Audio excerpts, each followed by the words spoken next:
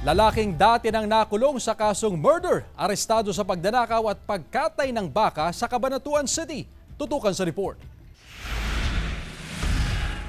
Arestado ang 44 anyos na lalaki matapos maaktuhang kinakatay ang ninakaw na baka sa mismong bukid sa barangay Sumakab Sur, Cabanatuan City, Nueva Ecija, 1:30 ng madaling araw nitong Miyerkules.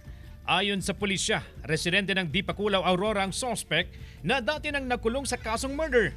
Ayon sa mga pulis, isang concerned citizen ang nakapansin sa suspect habang kinakatay ang baka sa gitna ng bukid. Agad inireport sa Bantay Bayan na siya namang humingi ng tulong sa mga pulis upang mahuli ang suspect.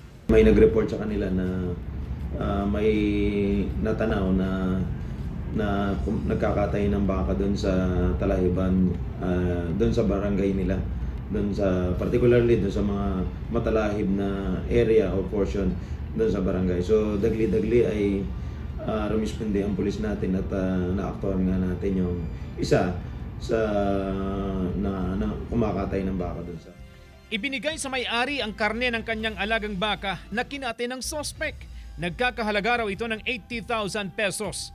Na-recover mula sa suspect ang palakol, bulok at iba pang gamit sa pagkatay ng baka. Inaalam ng otoridad ang isa pang individual na kasabwat ng suspect. Sinampahan na ng kaso ang suspect. Nakulong po ako dahil sa pagkapatay po sa amin. 23 po. Pauwi po kami ng Bulacan at pauwi po kami ng Malartier. Eh sabi ko nila sa akin, ako daw po nagkatay ng baka. Yung kaso ay in-endorse na nga natin sa Prosecutor's Office as inquest case.